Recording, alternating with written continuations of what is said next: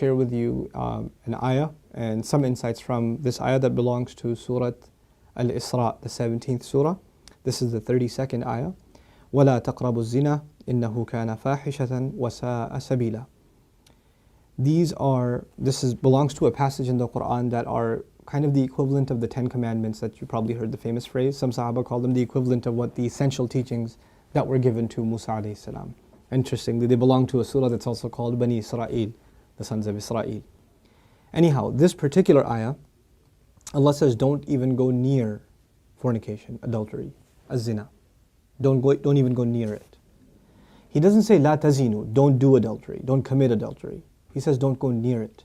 In other words, there's the act itself, and then there is a series of smaller acts that lead to it. It's got a perimeter around it, and you can't even go close to it. One has to understand the language of the Quran and the sensitivity in which it deals with this subject to appreciate the wisdom of Allah Azza wa Jal and how He's counseling us in dealing with this problem. Allah Azza wa Jal is telling us there are certain things that in and of themselves are not haram. You're not going to be able to pinpoint it and say it is wrong. But when you get involved in it, you're going to get sucked into a gravitational field, and it'll pull you in slowly and surely, little by little by little, and eventually it'll get you. Eventually it'll come at you. You know, one of the things we learn about Shaytan that is remarkable to me is that he's extremely patient. He won't get you one shot. He'll come at you and he will put a little bit and a little bit and a little bit and a little bit until he destroys your character. He won't come and make you do the wrong thing right away. You know? Even in the story of Adam alayhi salam and Hawa, inshallah one day we'll do that story and some of the wisdoms from that story in the Quran. The way he approached them in Surah Al-A'raf is really interesting. He was relentless. It wasn't just one time. Like we assumed that he just came and said, hey, tree, doesn't it look good? And he was gone. No. He was extremely relentless. And he kept at it and he kept at it and he kept at it and he built this idea in them until they would think it's their idea. You know? And when people start listening to Shaitan, this is the same surah, Allah Azza wa Jalla says, Inna ibadi laysa laka alayhim sultan. My slaves, you're not going to have any authority over them. In other words, people who really submit to Allah, He will not have authority over them. But others, الشَّيْطَانُ يَعِدُكُمُ الْفَقْرَ وَيَأْمُرُكُمْ بِالْفَحْشَاءِ Surah Al-Baqarah. He will command you to do shamelessness. In other words, when you listen to him a little bit, you've granted him a little bit of power.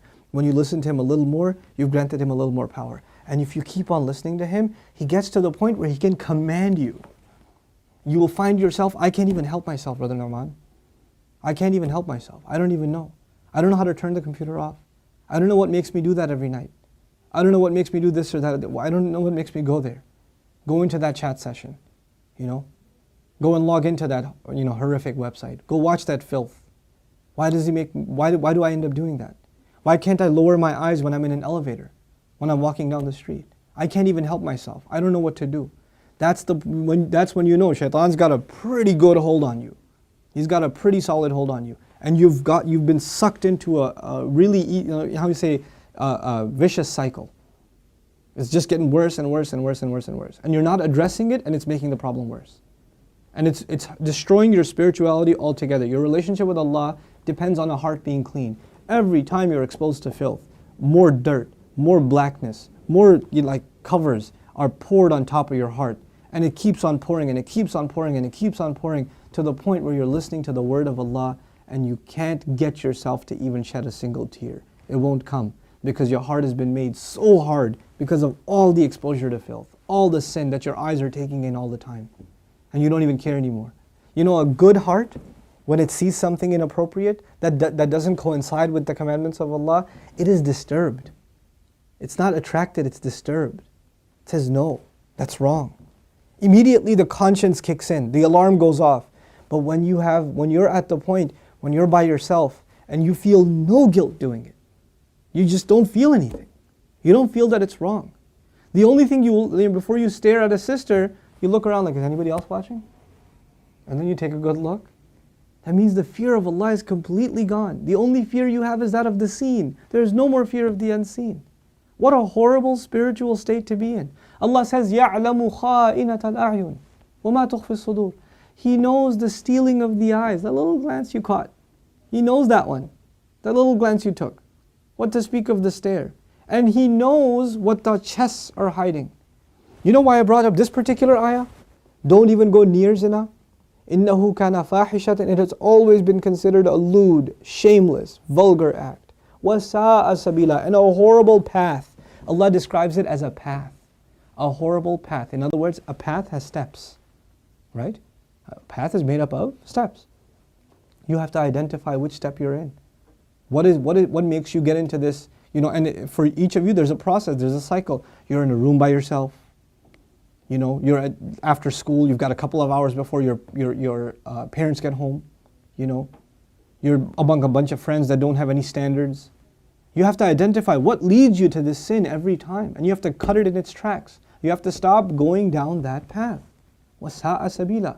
What's amazing to me about this ayah, where it's situated. Right after this ayah, Allah says, don't murder people.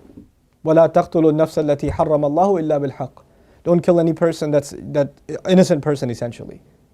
Allah mentioned this crime first and murder second. Can you think of that? Like, we think of murder as this huge crime, right? But Allah says, when you violate the dignity of a human being, that's fahsha.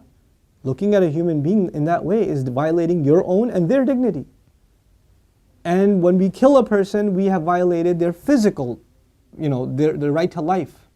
So there's the spiritual murder, fahsha, and there's the physical murder, qatl. There's two kinds of murder here. So Allah mentions the spiritual murder first. Our standards have gone so low. A movie comes out, you see a couple of trailers, you tell yourself, there's just one bad scene in it, it's okay. It's PG-13, it's not R. What used to be R 10 years ago is now PG-13. What used to be PG-13 is now PG. They put filthy scenes in everything now. And we don't even care about the spiritual price we're paying.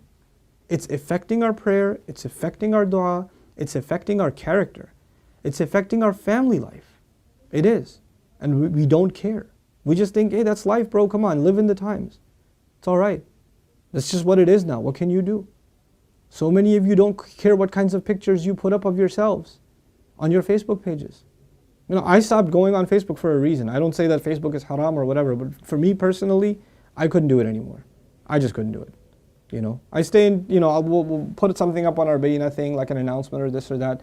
But for socializing, just the things I saw were so disappointing. Like, how can you do that? You're Muslims. How can you post pictures like that? You know, have dignity for yourself. Have dignity for your family. Guard your gaze. You know, start with your eyes. The zina of the eyes, and everything else goes from there. Everything else goes from there. Inshallah ta'ala, I want to talk to you about this subject at length and do little small snippets and maybe portions from the Quran that deal with this subject. But the last thing I'll tell you today, inshallah ta'ala at least, is something about the word fahisha, which I'm translating as shamelessness or lewdness or vulgarity. The Arabic language has roots that are close to each other. Wahish and fahish. Wahish actually means wild animal. Fahish means someone who acts like a wild animal. Shamelessness is described as behavior close to animal behavior. Allah has dignified us as human beings. The punishment of Adam alayhi salam was his clothes were removed. Our mothers and our fathers' clothes were removed. That was a punishment from Allah. And immediately they recognized that they need to cover themselves. They didn't learn to cover themselves from a society. It wasn't society that taught them to be shameless. You know, nowadays your anthropology professor will tell you, you know, it's society that makes us dress in clothes. You know, it's a sociological thing. We learn to dress and cover ourselves over history, but naturally we're just supposed to be the way we are, like all other animals. Adam alayhi salam didn't learn anything from any society. He was given a consciousness, and the moment his clothes were removed, he's trying to cover himself. Our mother's trying to cover herself. We are supposed to be a people that guard ourselves with covering, and we dignify others by not looking at them. Even if they don't have dignity for themselves, we should have dignity for them and not look. Because they are in the end a creation of Allah. Even if they're a disappointing creation of Allah, they are a creation of Allah. And we have more respect for ourselves and for humanity in general to not look at it as animals look at other animals. May Allah Azza wa Jal make us spiritually healthy and alleviate us from this growing and ever increasing spiritual problem, and that is of not being able to lower our eyes. And may Allah not allow us to be in company and in situations and involved in activities that lead us more and more towards this horrible, horrible path. May Allah Azza wa Jal clean our way or ease our way to a purer and healthier spiritual life. Barakallahu li wa lakum. Wassalamu alaikum, Quran Weekly. Assalamu alaikum, Quran Weekly. The Prophet ﷺ told us, Ad-dallu ala al-khayr kafa'ilihi. The one who points to something good gets the same reward as the one who did the good itself. Do me a favor and do all of yourselves a favor and share in the goodness if you benefited from these talks and these videos. Make it a point to share them with friends and family and get the word out. This is such an awesome project. I really, really appreciate the effort Quran Weekly folks have made. And I pray that Allah blesses them even more and brings even more and more good from them. These kinds of efforts, Allah tells us whoever doesn't thank the people hasn't thanked Allah. The hadith of the Prophet ﷺ teaches us that. So we should do that. We should appreciate the effort that's being made here. And the best way to appreciate their effort is to help them get more reward and get yourself more reward at the same time by spreading the word, inshallah ta'ala. Thank you again. Wassalamu alaikum.